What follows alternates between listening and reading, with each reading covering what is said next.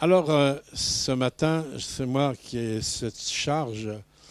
J'ai une charge parce que c'est une grande responsabilité de toujours apporter la parole de Dieu, que ce soit à nos frères, que ce soit moi ou autre.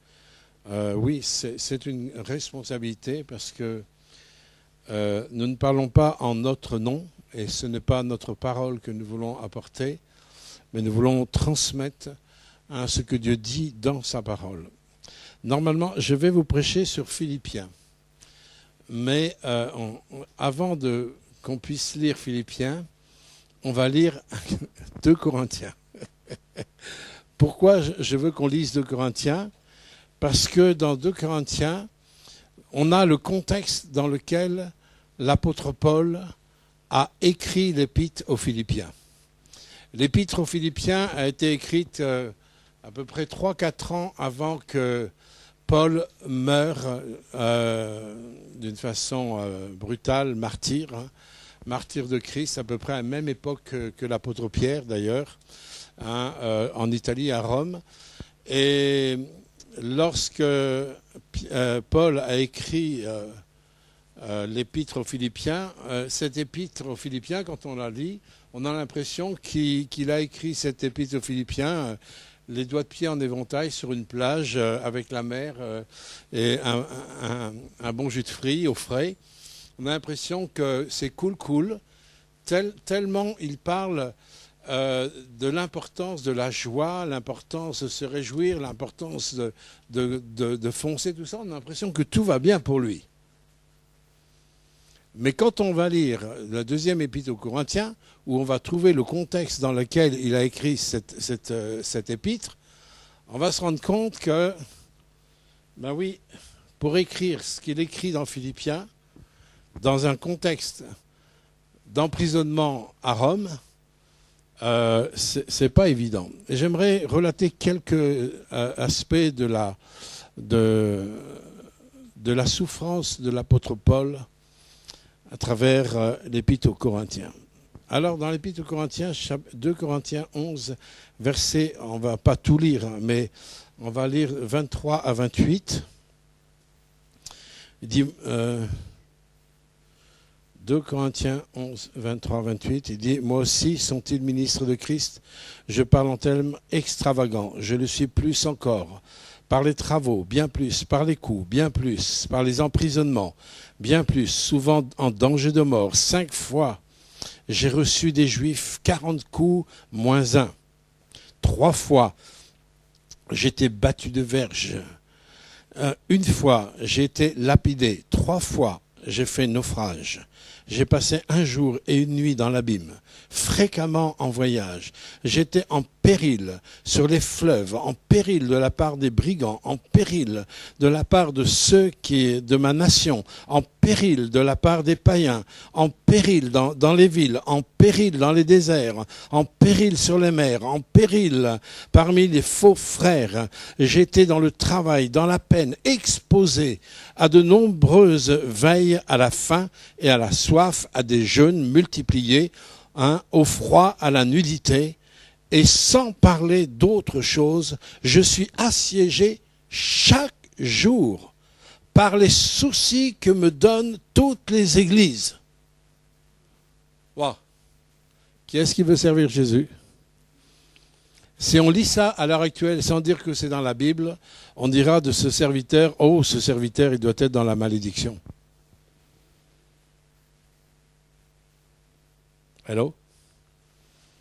Alors Paul était vraiment dans la bénédiction de Dieu. Vous savez, il faut rétablir ce qu'est bénédiction et malédiction. La bénédiction, elle est dans les situations où Dieu est avec moi et moi avec lui. Là, nous sommes dans la bénédiction. D'accord? Et l'apôtre Paul, quand je lis ça, je dis, mais Seigneur, je ne peux que m'humilier devant toi toutes les fois où je me plains.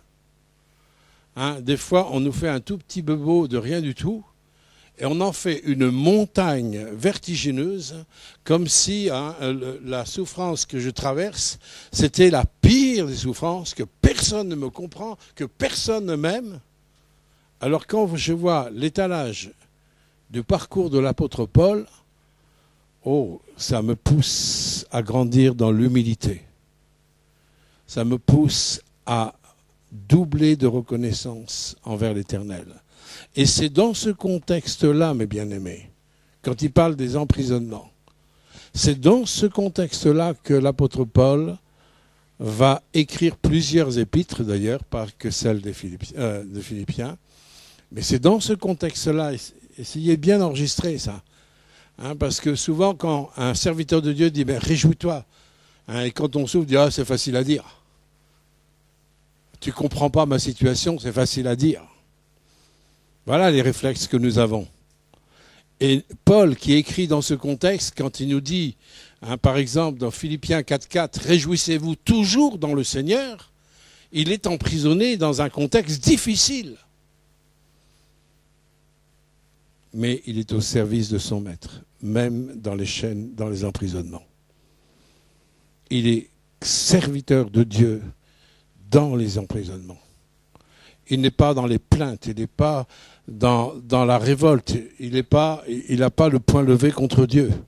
Il sait que même ces emprisonnements étaient conduits par la souveraineté de Dieu.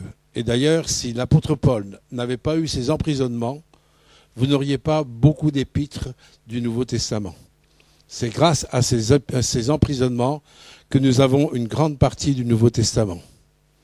Vous voyez, les choses sont contrôlées par Dieu et nous ne pouvons pas dire, face aux exhortations que Paul va nous apporter tout à l'heure, hein, à travers Philippiens 3, nous ne pouvons pas lui dire, oh ben, franchement, tu ne connais pas ma situation, tu n'as pas souffert comme j'ai souffert, moi. Nous ne pouvons jamais dire ça à l'apôtre Paul et encore moins à Jésus. L'apôtre Paul était dans le sillon de la vie de Christ. Et il faut rétablir aussi la pensée de la bénédiction, que ce n'est pas parce qu'il y a des choses qui ne vont pas dans les vies, comme celle en ce moment avec M. Elbaz, notre frère Jacques Elbaz, où en ce moment on est en train de le tirer sur lui, on pourrait dire presque à balles réelles, mais au niveau de l'âme. Hein, faut faire attention. Il y a les vrais serviteurs de Dieu, et ils sont persécutés. Quand on ose dire la vérité, il y a des persécutions. Quand on ose être authentique, il y a des persécutions. Quand on ose être vrai, il y a des persécutions. Mais ça ne nous empêche pas. Ça ne nous empêche pas de nous réjouir. Un autre verset, juste dans 2 Corinthiens, chapitre 12, verset 10, juste un verset. Écoutez ce que Paul nous dit à travers toute la liste. Alors on va dire, alors là, il est complètement fou ce Paul. Hein. C'est pourquoi je me plais dans les faiblesses, dans les outrages, dans les calamités, dans les persécutions, dans les détresses pour Christ, car il a découvert un secret que les gens du monde ne connaissent pas, car c'est quand je suis faible, c'est alors que je suis fort. Quand nous sommes faibles et que nous reconnaissons et que nous acceptons, notre force, on va la puiser de celui qui est fort, Jésus-Christ de Nazareth, le roi des rois. Quand la force de l'homme domine, nous ne percevons pas et nous ne vivons pas la puissance de Dieu. Plusieurs fois dans la Bible dit que l'homme ne triomphe pas. Et Paul, il dit à cause de ça, c'est pourquoi je me plais. Qui est-ce qui se plaît dans les persécutions? Qui se plaît dans les persécutions? Qui se plaît quand vous passez des choses injustes? Qui se réjouit lorsque, comme dans les casinos, rien ne va plus? Qui est-ce qui peut se plaire? Bien, l'apôtre Paul, il se plaisait. Il se plaisait dans ces situations parce qu'il avait une relation particulière avec son roi des rois, avec le Seigneur des seigneurs. C'est quand l'homme qui ne triomphe plus qu'alors l'homme nouveau peut prendre vraiment sa place et Jésus peut être vraiment servi. Alors ça, c'est le contexte dans lequel l'apôtre Paul a écrit l'épître aux Philippiens. Seigneur, étends ta main sur ta parole, que cette exhortation qui nous a été donnée dans ce contexte de persécution, d'emprisonnement, Seigneur, que ces paroles, Seigneur, qui ont du poids, parce que ce sont des paroles qui sont inspirées par le Saint-Esprit. Ce sont des paroles vécues par cet apôtre. Seigneur, que vraiment nous puissions pas seulement entendre, écouter, mais entendre, recevoir ta parole, afin de nous préparer, Seigneur, pour ces temps, Seigneur, qui approchent de ton retour. Amen. Philippiens 3, versets 1 à 21.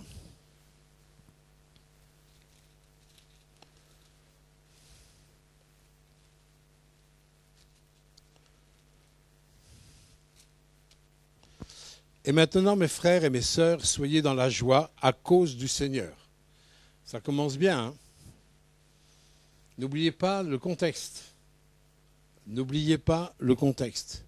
Soyez dans la joie à cause du Seigneur. Dans d'autres versions, il dit « Réjouissez-vous toujours dans le Seigneur ». C'est Paul qui dit ça. Notre joie ne dépend pas de nos émotions et de nos sentiments. Notre joie ne dépend pas de nos sens, notre joie ne dépend pas des circonstances, notre joie dépend du regard que j'ai sur la souveraineté de Dieu, sur les vertus de Dieu. Dites pas Amen. Merci Mélina. Je peux répéter ça? Notre joie n'est pas dépendante de nos sens, de nos sentiments, des circonstances, des gens. Notre joie n'est pas dépendante de ça. Notre joie, elle est dépendante du Seigneur. Parce que nous sommes réconciliés avec lui. Réconciliés avec celui qui a créé le ciel et la terre. Et tout ce qui renferme. Nous sommes réconciliés par le sang de Christ, qui a une destinée pour nous. Il est en train de nous conduire dans le meilleur. Et notre joie, elle dépend de ça et de rien d'autre. Et il y a tellement de fausses joies, même parmi le peuple de Dieu. Et c'est pour ça qu'il y a des joies en dents de scie. Les circonstances vont bien, je suis dans la joie tout en haut. Les circonstances vont bas, je suis dans la vallée tout en bas. Ça, c'est pas la joie de l'Éternel. Hein. La joie de l'Éternel, c'est ce que l'apôtre Paul vit. Il est dans la prison. Il est persécuté. Injustement. Complètement injustement. Simplement parce qu'il annonce l'évangile, la bonne nouvelle. Persécuté parce que tu annonces une bonne nouvelle. Pas mal au niveau de l'injustice. Hein.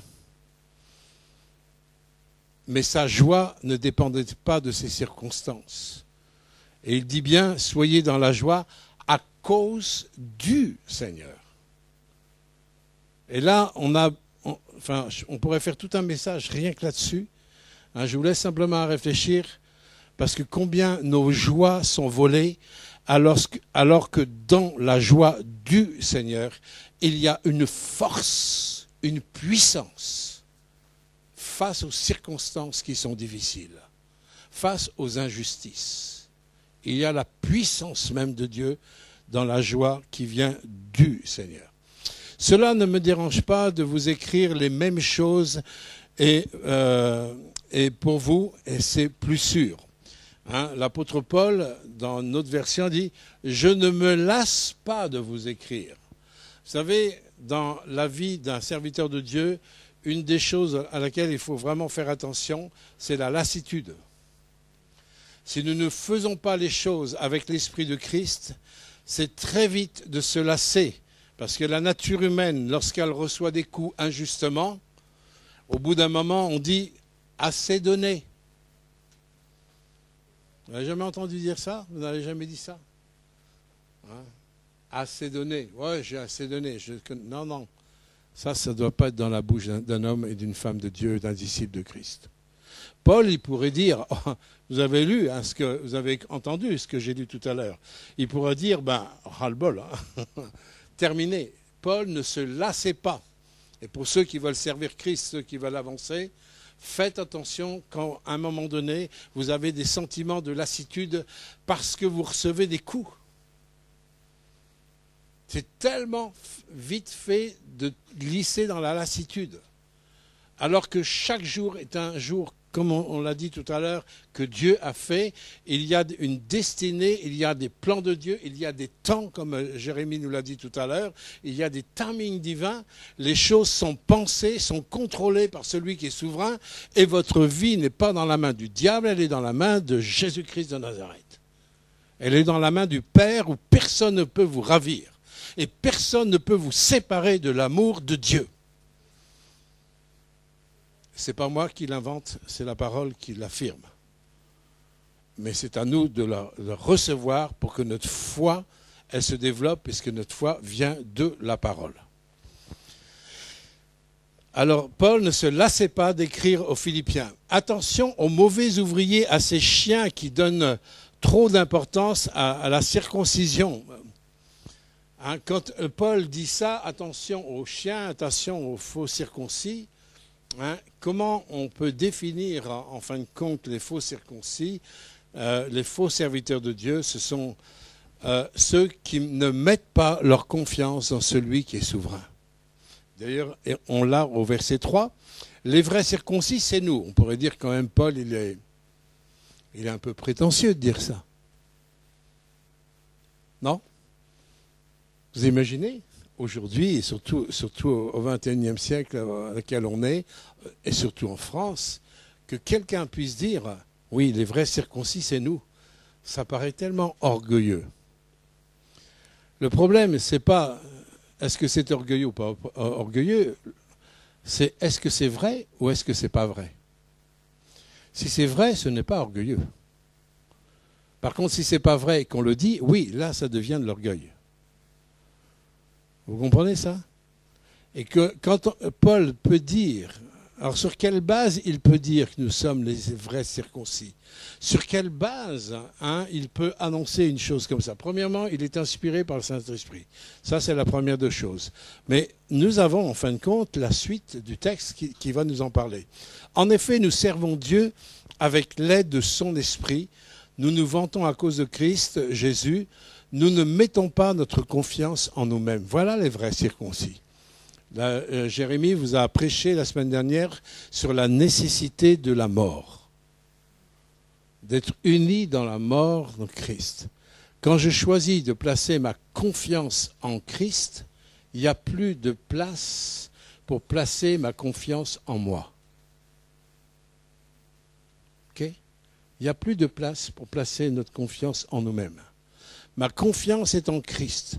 Quelles que soient les circonstances, quelle que soit ma compréhension ou mes incompréhensions, quelles que soient mes questions sans réponse, le bloc, le socle de ma vie, c'est que je choisis de faire confiance en l'Éternel. Même si je ne comprends pas, même si je ne vois pas, parce que je sais qui est l'Éternel, mon choix de confiance est radical. Et quand quelqu'un a un choix radical de placer sa confiance en l'Éternel, quel que soit son niveau où il en est, mais c'est un choix de départ, c'est là qu'on voit que les cœurs sont circoncis. Où nous ne mettons plus notre confiance en nous-mêmes. Ça, c'est un travail que Dieu fait tout au long de notre vie, c'est vrai, mais il le fait dans la mesure qu'un jour, il y a des positions catégoriques de choix qui va permettre au Saint-Esprit d'œuvrer en nous, où on va marcher de progrès en progrès, de victoire en victoire, mais en tous les cas sur la base de ce socle. Et c'est à cause de ça que l'apôtre Paul peut dire et proclamer et enseigner et exhorter, nous sommes les vrais circoncis. Tout ce qui se passe en dehors de l'Église de Jésus-Christ, tout, que ce soit dans le domaine politique, social, religieux, eh bien, tout repose sur la force de l'homme. Tout repose sur la force de l'homme. Même certains mouvements dits chrétiens, où on va chercher le salut en faisant de plus en plus de bonnes œuvres pour essayer de gagner son salut. Vous voyez, tout repose sur la force de l'homme. Et là, ça prouve qu'il n'y a pas de circoncision, il n'y a pas de conversion véritable. Pourtant, moi, je pourrais avoir confiance en moi-même. Si quelqu'un d'autre peut penser qu'il a raison d'avoir confiance en lui-même, moi, je peux le penser encore plus. Alors, il énumère aussi un petit peu le passage de sa vie, que lui, s'il voulait placer sa confiance en lui-même, il aurait de quoi. Parce que c'est vrai qu'il y a des personnes qui ont eu des vies tellement lamentables, ben oui, vaut mieux pas trop en parler. Mais ce n'est pas le cas de l'apôtre Paul. Hein, quand Paul est venu à Christ, c'était pas un paumé de la route, c'était pas un paumé, un drogué, c'était pas un criminel, non, c'était quelqu'un de respectable, c'était un docteur de la loi. Il avait été formé auprès des meilleures écoles, l'école de Gamaliel à l'époque, une école rabbinique où l'apôtre Paul était un rabbin avec des connaissances profondes que les autres, même les apôtres, n'avaient pas. C'était pas n'importe qui, l'apôtre Paul, il était reconnu par toute l'autorité religieuse de l'époque. Et il pourrait se glorifier, il aurait pu se glorifier par rapport à tout ça. Et regardez, il énumère en fin de compte qu'il aurait des raisons de se glorifier. Il dit, j'ai été circoncis le 8e jour après ma naissance, je suis né israélite, de la tribu de Benjamin. Tous mes ancêtres sont juifs. J'obéissais à la loi de Moïse comme un pharisien fidèle. J'y tenais tellement que j'ai même fait souffrir l'Église. Il a été le persécuteur de l'Église à cause de son zèle, entre guillemets, pour Dieu et pour la loi de Moïse. Vous voyez, on pourrait dire, mais c'est quand même pour servir Dieu, entre guillemets. Mais là, il avait une méconnaissance totale de salut en Jésus-Christ. Au sujet de la justice, qui vient de la loi, on ne pouvait rien me reprocher. J'ai cru gagner beaucoup avec ces choses-là, mais maintenant, écoutez bien, maintenant, à cause de Christ, je trouve que toutes ces choses sont une perte. On en parlera tout à l'heure. Connaître le Christ, Jésus, mon Seigneur, voilà le plus important. À mon avis, tout ce qu'on gagne, ce n'est rien à côté de cette connaissance. Pour lui, j'ai tout abandonné. Pour lui, j'ai tout abandonné pour gagner le Christ et pour être uni à lui. Je considère toutes ces choses comme des ordures. Je ne suis pas juste parce que j'obéis à la loi, mais parce que je crois au Christ. C'est Dieu qui rend juste. Il rend juste celui qui croit. La seule chose que je veux, c'est connaître le Christ et connaître la puissance qu'il a fait se lever de la mort. Ce que je veux, c'est souffrir avec lui et lui ressembler dans sa mort. C'est pour ça que l'apôtre Paul, il se plaisait dans les outrages, dans les persécutions. Parce qu'il était en train de vivre une communion profonde au niveau de la mort. Et à cause de cette communion profonde avec la mort de Christ, il vivait aussi la puissance de Christ.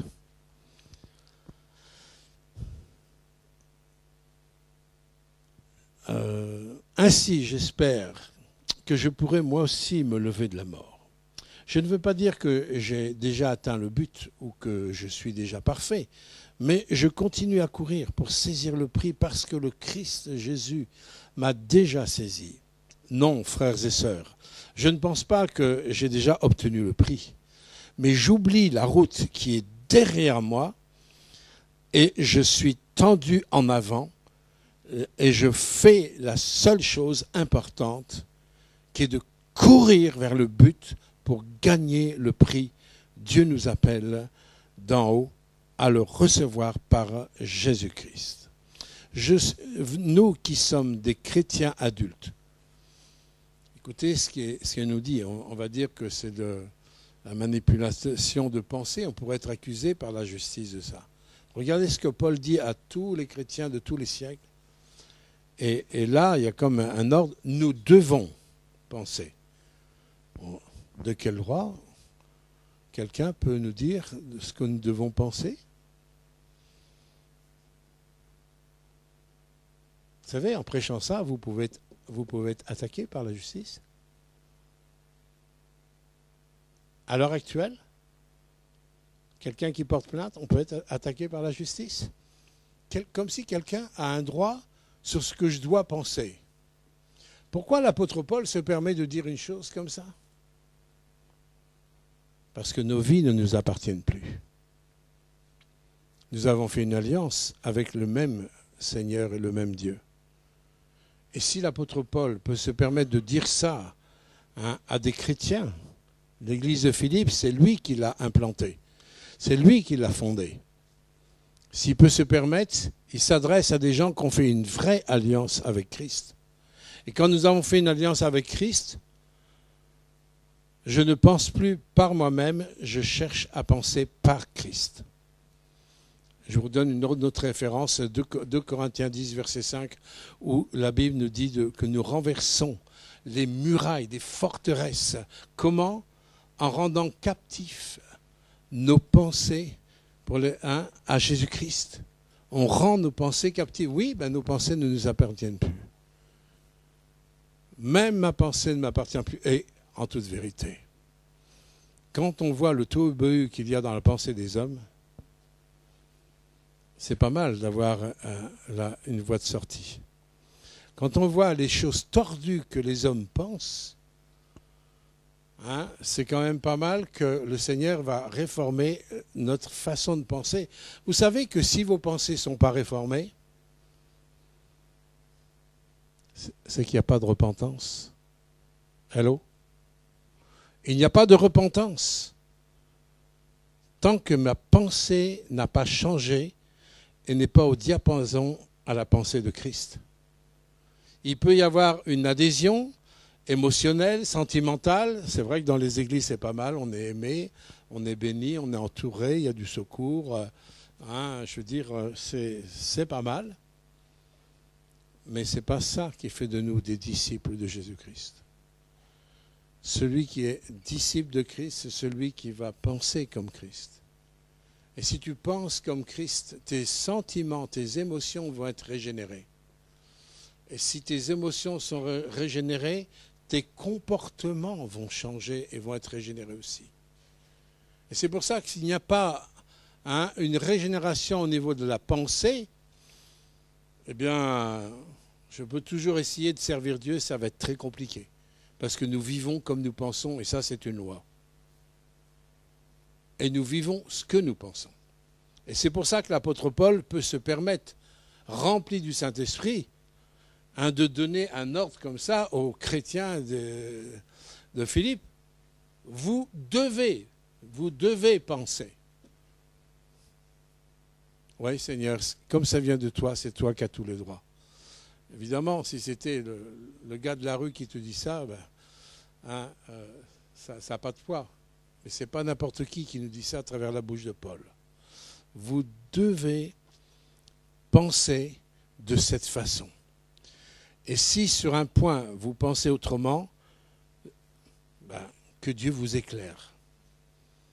Si on ne choisit pas de penser comme ça, c'est vrai que ça va être plus long, mais surtout que le Seigneur puisse vous éclairer pour arriver à penser comme lui pense. Parce qu'en fin de compte, quand on n'accepte pas la pensée de Dieu, on est en train de couper la branche sur laquelle nous sommes assis. On se tire une balle dans le pied. On est fou. Puisque sa parole est esprit et vie, sa parole nous a été envoyée pour être guéri, pour être délivré, etc., etc. Alors, on continue. En tout cas, continuons la même route que nous avons suivie jusqu'à maintenant. Frères et sœurs, imitez-moi. Nous avons donné l'exemple, et là aussi, pour tous ceux qui veulent marcher en suivant Christ, une chose qui est importante, vous avez besoin d'être l'exemple pour d'autres. Et je m'adresse aux aînés, que vous soyez exemplaires dans votre façon de penser, dans votre façon d'agir, pour que vous soyez des repères pour ceux qui n'ont pas de repères. Et quand les gens arrivent de l'extérieur, ils arrivent, sont des gens sans repères. Et en voyant l'Église, on sache comment Dieu aime, comment Dieu pardonne, comment Dieu est fidèle, comment Dieu est persévérant, comment on ne se lasse pas, etc., etc. Il faut que les gens voient ça à travers vous. Il faut que les gens voient votre foi, parce qu'une vraie foi se voit. Pourquoi? Parce qu'elle se démontre. Si votre foi ne se voit pas, c'est qu'il n'y a pas de démonstration de foi. La foi se démontre dans votre quotidien, dans votre façon de penser, de parler, d'agir. On va voir la démonstration de votre foi. Pourquoi il y a tant de personnes qui s'opposent à Dieu? Parce que des gens ont eu des foi religieuses, mais n'ont pas eu la foi de Dieu. Moi-même, j'ai rejeté, ma foi d'enfant catholique que j'avais quand j'étais enfant. Mais pourquoi j'ai rejeté? Parce que je n'ai pas vu Dieu. Je n'ai pas entendu. Je n'ai pas vu agir. Et comment on le voit agir? Comment on l'entend? À travers une église biblique. On voit Dieu à travers l'église. Jésus a dit pour lui qu'il était la lumière du monde. Mais il a dit au niveau de l'église, vous êtes la lumière du monde. Vous êtes le sel de la terre. Il faut que l'église, elle éclaire. L'église attire. Comment? En pensant comme Christ, en agissant comme Christ. Alors, j'ai perdu la ligne là. Ah oui, que vous soyez un exemple. Oui, je vous le dis souvent, je le dis aujourd'hui en pleurant. Beaucoup de gens vivent comme des ennemis de la croix de Christ. Ils finiront par se perdre. Leur Dieu, c'est leur ventre, ce qui doit les couvrir de honte. Ils s'en vantent. Eux, ils pensent seulement aux choses de la terre. Notre patrie à nous est dans les cieux. Et celui que nous attendons comme sauveur, que je rappelle que le mot sauveur, c'est le mot Yeshua. Yeshua, ça veut dire sauveur. Nous attendons comme sauveur, le Seigneur Jésus-Christ viendra des cieux. Alors, il changera notre faible corps pour le rendre semblable à son corps glorieux.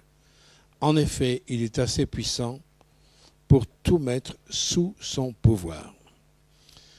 Vous savez, dans la vie, si on veut aller dans le meilleur, je prends l'exemple des athlètes des Jeux Olympiques. Quand les athlètes sont au niveau des Olympiades, je peux vous dire, leur vie commence à se consacrer entièrement à leur objectif, c'est de monter un jour sur le podium olympique. Leur vie est conditionnée par ça.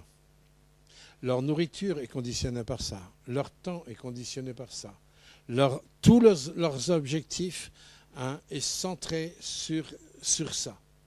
Parce que c'est le désir de leur cœur, alors qu'en fin de compte, même la plus belle des médailles olympiques ne reste qu'une récompense éphémère, qui ne dure pas énormément de temps.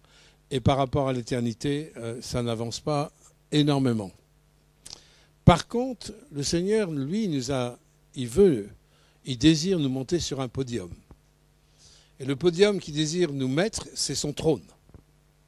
C'est quand même mieux qu'un podium olympique. Dans Apocalypse chapitre 3, l'objectif de Dieu, le but de Dieu pour son Église, quand je parle d'Église, je parle de l'Église biblique, des églises conformes à l'esprit de Christ.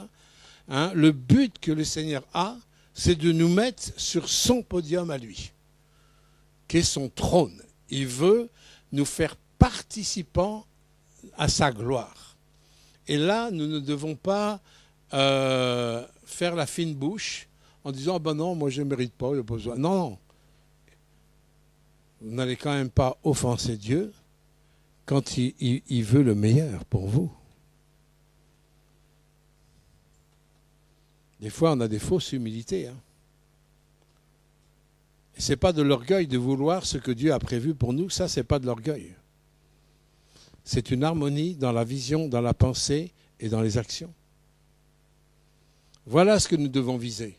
Pas une médaille olympique, mais dire « Seigneur, je veux faire partie de ceux que tu vas installer sur ton trône ». Vous pouvez relire Apocalypse 3.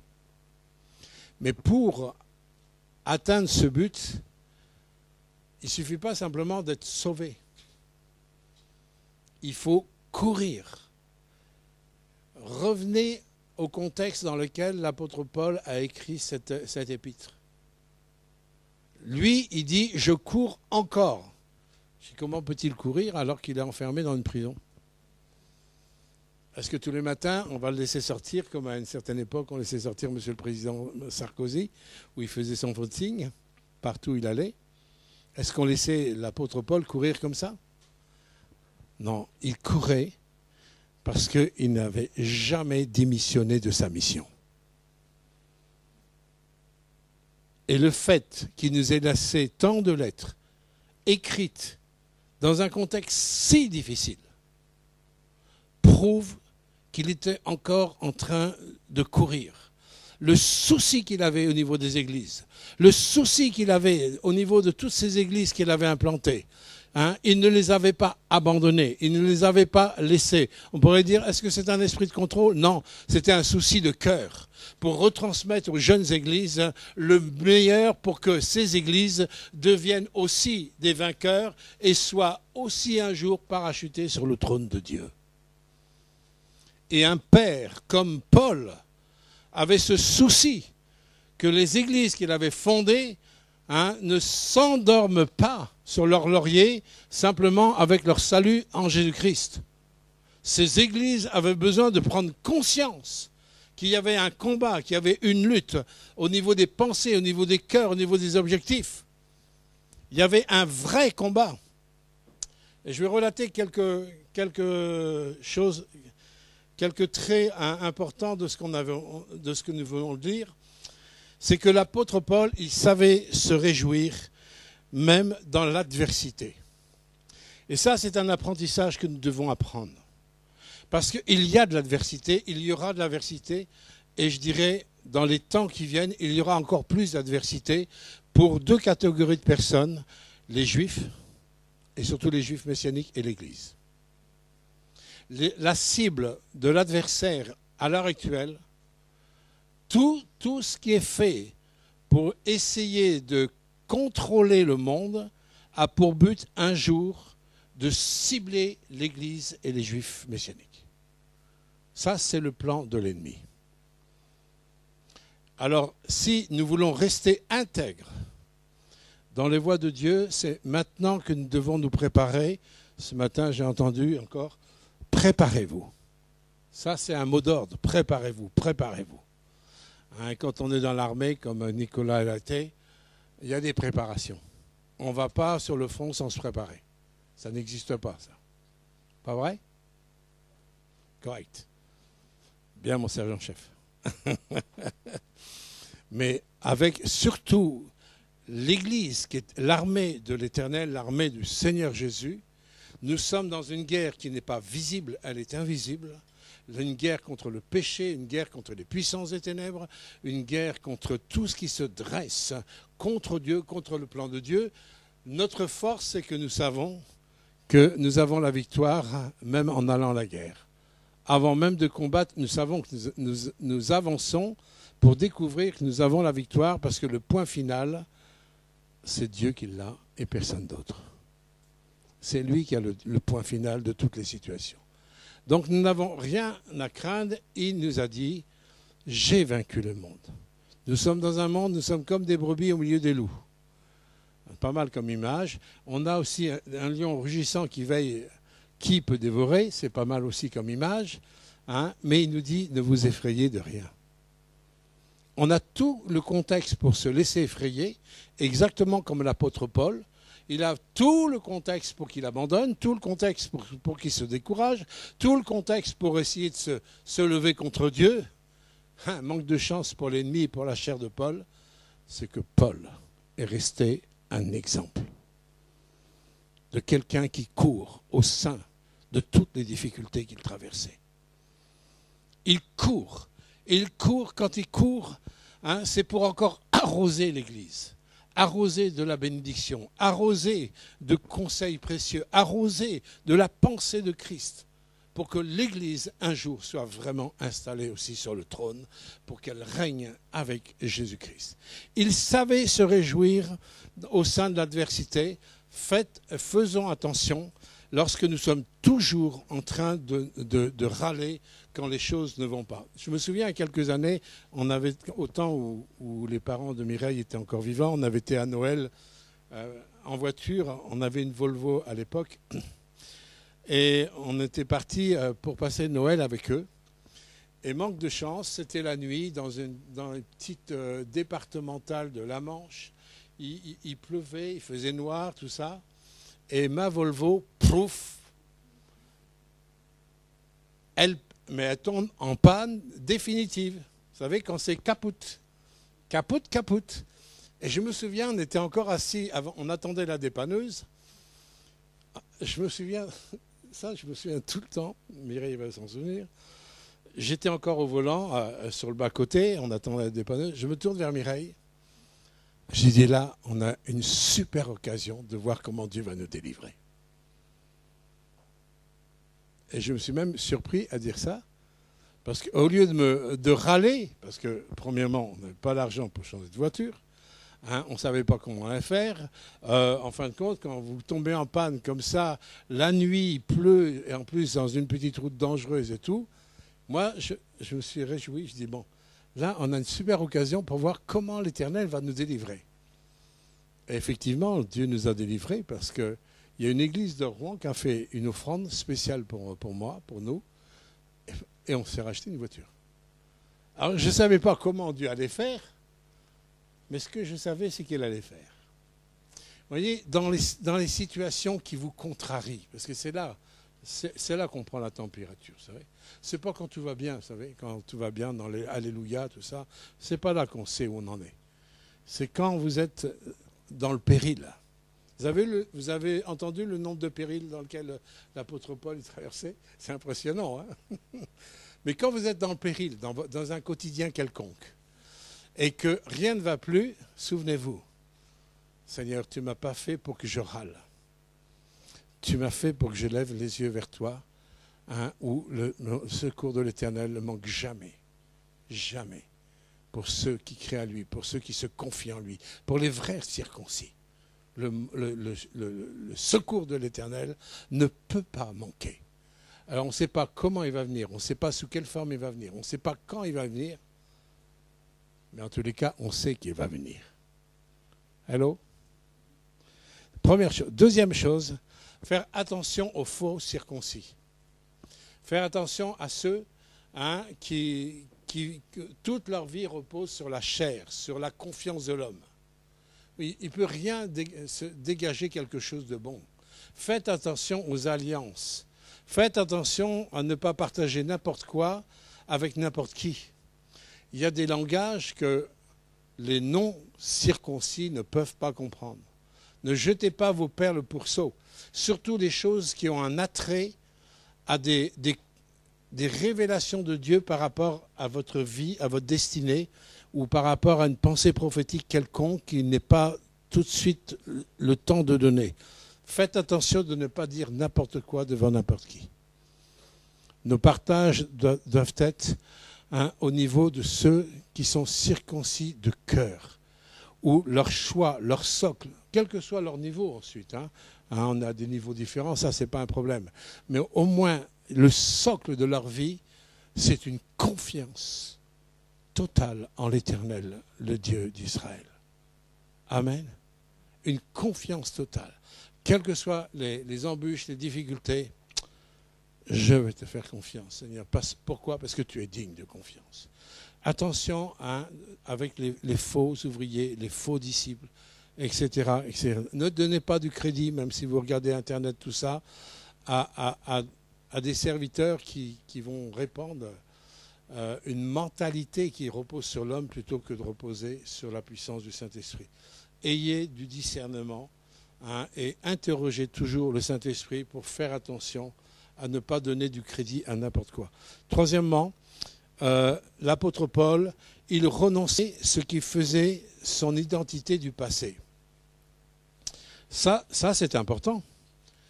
Hein. Ce qui faisait son identité du passé, ben, c'était un docteur de la loi, c'était quelqu'un qui était très cultivé, quelqu'un qui avait de l'autorité, qui avait du pouvoir. Hein. Il avait même le pouvoir de détruire l'Église, etc. Hein. Tout ça, c'était sa gloire, c'était son identité à lui. Hein. Je ne sais pas ce qui fait votre gloire, je ne sais pas ce qui fait votre identité, mais il n'y a qu'une seule chose qui doit faire votre identité. Ça ne veut pas dire de perdre votre personnalité. Dieu nous a fait uniques. D'accord? Il n'est pas question d'être dans un moule à gaufres. D'accord? On va ressortir 50 gaufres qui vont être identiques. Ce n'est pas ça l'œuvre de Dieu.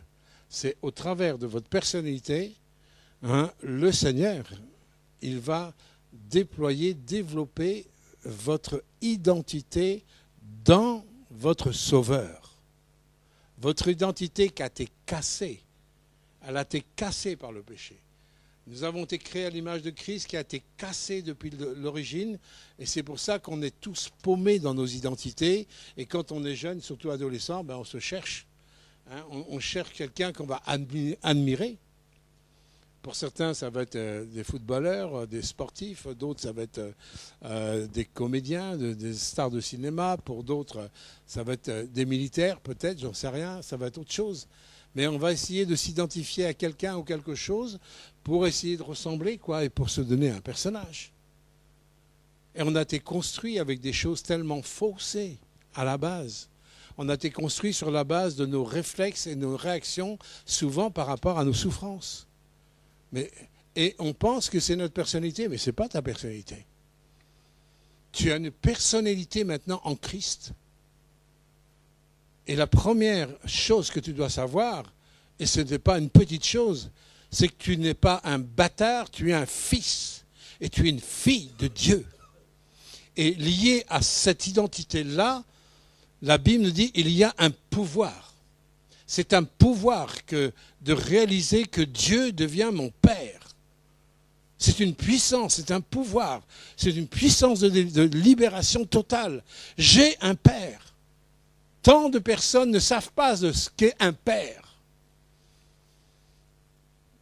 Nous avons un Père qui veille, qui nous aime passionnément, qui n'a pas voulu qu'on reste vraiment dans la boue du péché pour l'éternité.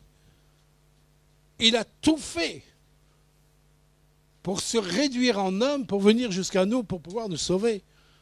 Il est venu jusqu'en dessous de nous pour nous relever. S'il a fait ça alors qu'on ne le connaissait pas, vous croyez que son amour il change en cours de route? Vous êtes un enfant de Dieu. Ayez de l'assurance quand vous allez devant le trône de Dieu. Si vous avez péché, reconnaissez-le. Confessez-le. Opposez-vous à ce qui est péché en vous.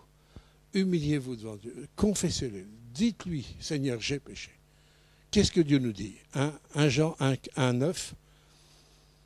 Si tu confesses ton péché, Dieu est fidèle et juste pour te pardonner, hein, et est effacé, purifié par le sang de Jésus qui est tout-puissant. Rien ne doit t'enlever ça. En tous les cas, ne vis pas avec ton identité du passé. Apprends à te regarder avec ta nouvelle identité. Tu n'auras pas de force pour combattre le péché si tu regardes à travers les yeux de ton identité du passé. Tu n'auras pas de force pour lutter contre la tentation si tu te regardes la tentation avec les yeux de ta vie, de ton identité passée. Dans ton identité passée, tu as toujours été un vaincu. Et c'est certainement pas en revenant sur ce terrain que tu vas être un vainqueur. Allô? Par contre, si tu regardes au vainqueur, hein, qui a fait de toi un fils, une fille, wow, tu as l'autorité légale d'un fils et d'une fille. Tu as une autorité légale. C'est pour ça que Jésus nous dit dans Luc 10, 19, je vous ai donné toute autorité pour marcher sur les serpents et les scorpions, afin que rien ne vienne vous nuire. Utilisez cette autorité. Utilisez, comme un gendarme le long de la route. Hein, peut-être un gendarme d'1,65 m, par exemple. Un petit mec. Il suffit qu'il lève sa main, il arrête un 35 tonnes qui pourrait l'écraser comme une miette. L'autorité est plus forte que la puissance. C'est pour ça, ne recherchez pas la puissance. Recherchez d'être dans l'autorité de Christ. Allô? Mais vous ne le trouverez pas dans votre ancienne identité. Votre autorité se trouve dans cette nouvelle identité. Autre chose, c'est que ce qui est l'objectif, le but de Paul, tout est fait, il a tout abandonné pour une seule chose, c'est connaître Christ. Vous savez, quand vous avez la révélation que c'est la chose la plus importante, parce qu'un jour, il y a quelqu'un qui viendra frapper à la porte et le Seigneur dit, mais je ne vous connais pas et vous ne pourrez pas rentrer. Regardez les vierges folles et les vierges sages, qui étaient pourtant des chrétiennes, qui attendaient pourtant le Maître, mais qui n'avaient pas d'huile. Elles vivaient avec leur ancienne identité. Quand tu vis avec ta nouvelle identité, oui, il y a l'huile du Saint-Esprit. Parce que tu es obligé d'avoir une relation vivante avec Dieu et avec le Saint-Esprit dans ta nouvelle identité. Parce que l'ennemi veut toujours reprendre. Tu es obligé d'avoir une foi active. Tu es obligé d'avoir une relation active. Et c'est ça qui entretient la puissance du Saint-Esprit dans ta vie. Et là, oui, là tu connais ton Maître. Mais sinon, quand tu vis dans ta chair, ça va être difficile. Ça, c'est une parole dans la Bible qui est effrayante. Que Jésus puisse dire, mais je ne te connais pas. Et Paul savait l'importance d'être connu par Christ. Et c'est pour ça que pour lui, rien n'était plus important que ça. De connaître Christ. Que Christ puisse pénétrer dans le fond de ses entrailles, dans le fond de son cœur. Que Christ soit le socle de tout ce qui concerne sa vie. La vie de Paul est la démonstration, toute sa vie, depuis cette révélation au chemin de Damas, quand Saul de Tarse a eu la révélation de Christ, toute sa vie, jusqu'à la fin, a été une démonstration que Christ était le plus important dans sa vie. Il connaissait Christ et Christ le connaissait. Je ne sais pas où vous en êtes dans votre connaissance. Comment Jésus a sa place. Est-ce qu'il a la place dans le coffre comme une roue de secours? Ou est-ce qu'il a la place du volant qui va diriger toute chose? À quel niveau où est Jésus? Sur la banquette arrière et c'est vous qui conduisez? Ou est-ce que vous lui avez laissé le volant de votre vie par la puissance du Saint-Esprit qui a pour but de nous conduire dans toute la vérité, qui nous libérera? Ce sont des choix, ce sont des interrogations, des réflexions à reporter devant Dieu, surtout dans nos cultes personnels. C'est des questions importantes. Une autre chose que l'apôtre Paul voulait, c'est aussi connaître Christ dans sa mort. Là, il voulait connaître la puissance de la résurrection. Parce qu'il savait qu'un jour, il devrait passer par la mort. Il dit, mais quelle est cette puissance? Moi, je veux connaître cette puissance de la résurrection. Et Jérémie, la semaine dernière, quand il a parlé de la mort, cette identification à la mort, c'est le chemin pour connaître la puissance de résurrection. Regardez, quand on s'humilie devant Dieu, quand vraiment on reconnaît nos péchés, on va s'humilier devant le Seigneur, on va reconnaître nos péchés. Ok. Ça, c'est le chemin de la mort. Et le relèvement, à un moment donné où Dieu va vous donner sa paix, une paix profonde, une conviction profonde, qui vous a vraiment purifié, qui vous a lavé, que le passé est vraiment passé, et que maintenant il y a un avenir, de l'espérance devant vous, ça, c'est ça le processus de la résurrection, de la puissance de vie qui va vous emmener dans la vie. Et on a besoin de connaître ça. Comme je disais, souvent pour illustrer la résurrection, on a des signatures divines, ne serait-ce que dans notre potager. Il ne peut pas y avoir de pommes de terre s'il n'y en a pas une qui meurt. C'est impossible, ça. Vous ne pourrez jamais avoir une récolte de pommes de terre s'il n'y a pas le sacrifice d'une pomme de terre que vous ne pourrez même pas manger après. Pourquoi? Parce qu'elle va mourir. Mais dans sa mort, dans le processus de sa mort, elle va produire la vie. Là, on a la signature pour essayer de comprendre que dans la mort avec Christ, il y a la vie qui s'est dégagée. Et dans votre vie, si vous mourrez, vous acceptez, l'apôtre Paul dit dans Romains 6, regardez-vous comme morts. Nous avons un regard à avoir sur nous-mêmes. Parce que c'est important, pour Paul c'était important, qu'il se regarde comme mort en Christ, parce qu'en se regardant comme mort, il y a des choses que vous n'avez plus cédé, acceptées dans votre vie.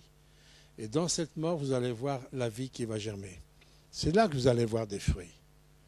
Nous sommes appelés, nous avons été appelés par Christ, pas simplement pour être sauvés, mais nous avons été appelés pour porter du fruit, un fruit qui demeure. Et quand je vois la vie de Paul, toute sa vie, il était dans un processus de mort où il a renoncé. Vous savez que dans les parcours missionnaires de l'apôtre Paul, il aurait fait plus de 44 000 kilomètres. Sans avion, sans voiture, sans vélo, sans rien. Avec les bateaux de l'époque, avec ses jambes, avec des chevaux, des ânes, des chars ou des charrettes, je ne sais pas. Mais il y a eu des calculs qui ont été faits. Il aurait fait 44 000 kilomètres de parcours à son époque. Hello? C'est pas de la consécration, ça? Il était pourtant des fois battu, laissé pour mort et tout, malgré les naufrages, malgré les brigands qu'il y avait sur sa route et tout ça. Pourquoi il a accepté tout ça? On peut dire, c'est une vie, ça? C'est une vie, ça? Mais bien aimés, nous sommes en 2020, et en 2020, la vie de l'apôtre Paul est une source de bénédiction, d'espérance, de foi, d'exemple. Plus de 2000 ans après, oui, c'est une vie. Ça, c'est une vie, parce qu'elle produit la vie. Elle produit la vie parce qu'entre deux, il a accepté ce cheminement de don total de sa vie pour Jésus-Christ. Hello? Voilà un peu l'exhortation que l'apôtre Paul a laissée un petit peu aux Philippiens à travers son épître pour les sensibiliser à combattre le bon combat, à ne jamais, jamais baisser les bras. Au verset 13, il dit, mais j'oublie la route qui est derrière moi, je suis tendu en avant et je fais la seule chose importante, c'est courir vers le but pour gagner le prix. Amen. Seigneur, je te remercie pour l'exhortation, Seigneur, de l'apôtre Paul. Seigneur, qui nous fait voir que ce ne sont pas que des mots, Seigneur, dans sa bouche, mais sa vie est une démonstration de ce que lui-même courait. Il n'a jamais cessé de courir. Il n'a jamais cessé de te servir, sans repos, sans rien. Malgré les calamités, malgré les luttes, les combats, malgré les abandons, où un jour il dit, tous m'ont abandonné. Sauf toi, Seigneur. Merci pour l'exemple de cet homme. Merci pour ce qu'il nous a laissé à travers ta parole. Et il nous dit, Seigneur, soyez mes imitateurs. Viens nous aider, Saint-Esprit. Viens nous aider. Seigneur, que ces exhortations, Seigneur, de ta parole, puissent pénétrer nos cœurs, agir dans nos cœurs. Que vraiment, Seigneur, nous puissions être une église de personnes qui sont engagées véritablement, Seigneur, dans ce renoncement total à nos vies, où tu deviens le centre de tout, Seigneur. Seigneur, pardonne-nous pour tout ce que nous avons pu peut-être encore garder dans nos vies. Nous nous humilions devant toi. Et nous voulons te dire, comme ce chant dit, oui, prends tout, Seigneur. Oui, prends tout, Seigneur. Au nom de Jésus, amen. Amen.